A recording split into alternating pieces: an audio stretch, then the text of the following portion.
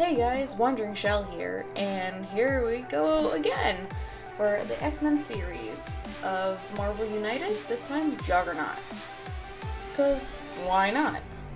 Anyway, so I started out with just a simple red, and what's nice is Juggernaut has no purple, because I officially ran out of purple thanks to Magneto. So we started with red because Juggernaut, all he has is red. He has a red helmet, red pads, everything.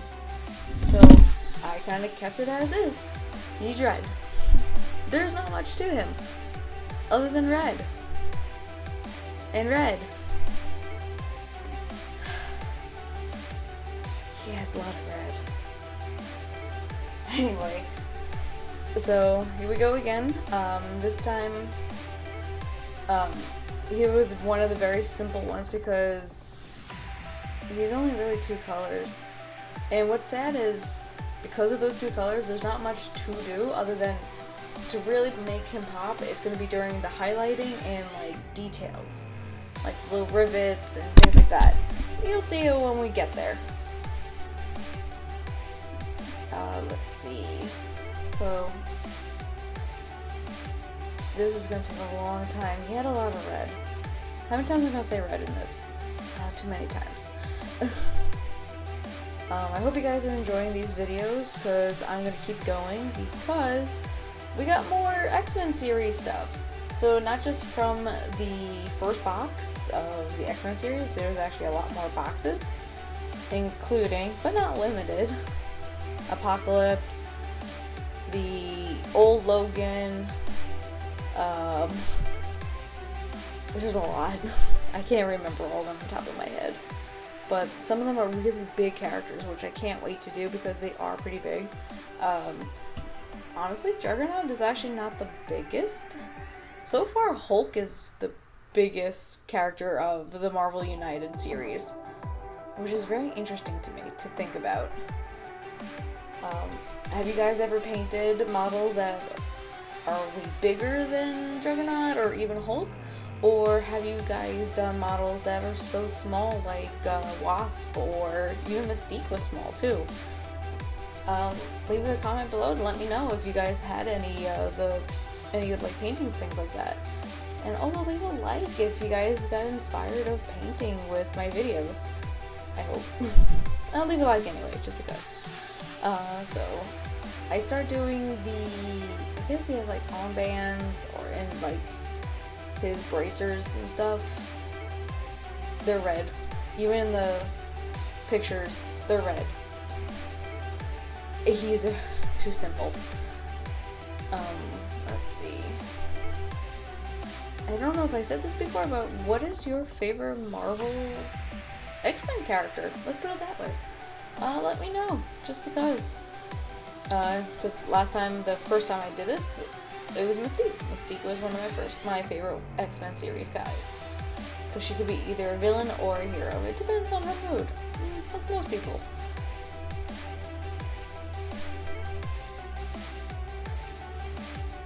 This went on for a very long time, by the way. And this is sped up. I think I should have made this go faster.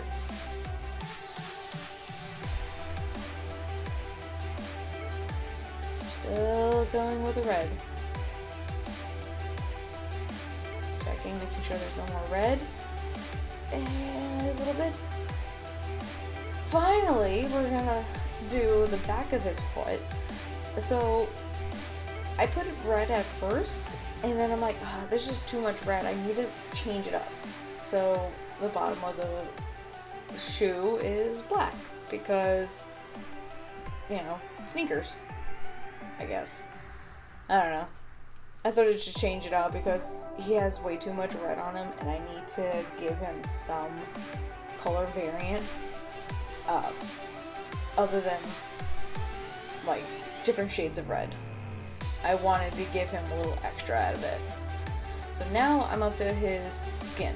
So for this one, I use Barbarian Flesh tone, the paint from Army Painter, Barbarian Flesh. It does give him a tan look, so keep in mind that. There's different skin tones that Army Painter actually has, so you don't have to try to mix colors, which is nice. So for example, like a tan color, use Barbarian Flesh. For lighter skins, it's like, I think it's Elven, then there's Centaur, which is a very pink color. So keep in mind on like the different tones, the different paints, because then the tones are going to throw it off also. The tones are your soft tone, your strong tone. You can do red, blue, etc. So be careful and kind of experiment on models that you don't really care about, like you got them from a raffle or something. Test those type of tones on those.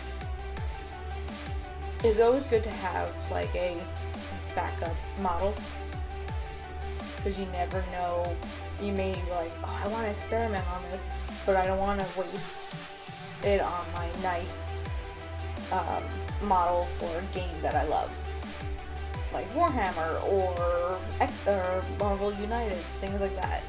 So always find like, go to like a hobby store or something, or even like a thrift shop that might have like models and stuff. You can always, you know, put a base coat on it and use it as a test model and make it really cool. You never know, because I've seen people take like from thrift stores different paintings and change them up and then resell them. Don't do that, but hey, it's up to you. Anyway, so now I'm doing his base because he really is only 2 colors. And so the base, it was like a pavement that he broke. What I found was the amazing looking pavement color for this, like that grayish tone, is actually wolf gray. Crazy, right? Wolf gray has that gray and blue tone to it, so it makes it a really good like stone or pavement look to it, other than being like a black pavement. Because I've seen that too, where it's like, it's very dark, and yeah, you can do that, you know, make it a dark because you want to focus on your character.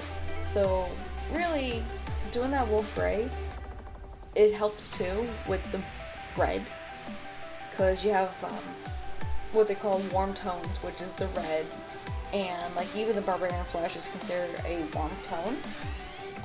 And then wolf gray is considered your cool tone. So kind of like your blues, your purples, things like that. So always consider your warms and your cools. They do counteract with each other, so that's why a lot of artists like to use both. Warms are usually your focal point, and cools are usually your backgrounds. So always keep in mind stuff like that when you are doing your paintings.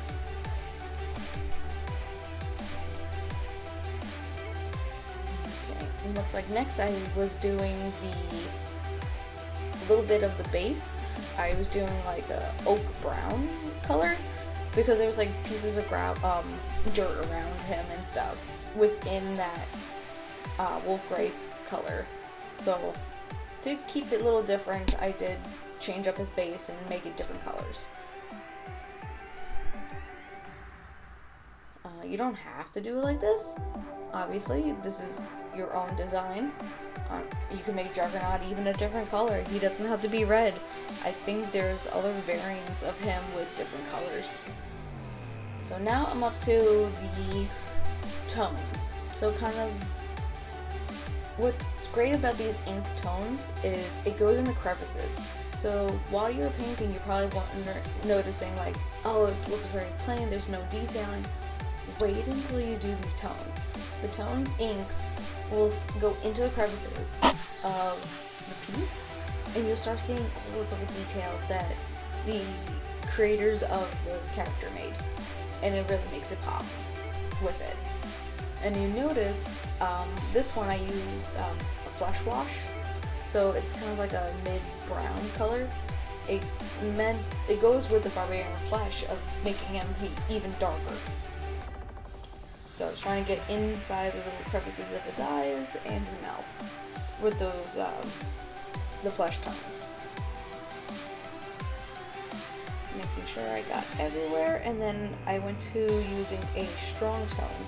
Strong tone is like almost like a blackish color, very dark brown. That I use for honestly the rest of them, all the reds. You can honestly do it all in strong tone, even the skin and stuff. I don't mind doing that, but I do want to give it a little change and give him a little bit more differentiate his skin and his armor. Another thing you can use, I've seen it, we have it, hate it, but we have it. It's like a dip that you can dip the model in and take it out and just let it dry, and that's your strong tone. That's it. That's all it does. But my experience of it, after doing the dip and stuff, it becomes so sticky. Your model becomes very sticky, and nothing, like, the paint that you want to, like, do, like, for the dry brushing or the shades and stuff, the highlights, it just comes right off. It's really bad. I don't know if I did something wrong with it or what, but keep in mind, always use a test model. Always. So now I'm doing the dry brushing. So what I did was I used one of my lighter metal colors and kind of dry brush like scratch marks on him, because he is the Juggernaut and he's probably plowed through so many walls and buildings and who knows what. So I wanted to give him like those scratch marks and stuff to really show like he's been through a lot. And then I used some red to highlight like his chest, his knee, even his butt. I highlighted his butt. And then after that I noticed you really couldn't tell with the red. So what I had to do was I added a little bit of white with the red. Mind you, obviously it makes pink, but I changed it up doing it that way to give it a little bit more of a highlight. Then because how red he is and there's no like different changes in it, I literally just put silver in all the little little dots, like the, oh my goodness, I can't think of the word, what was it? All the metal parts that I think it would be there.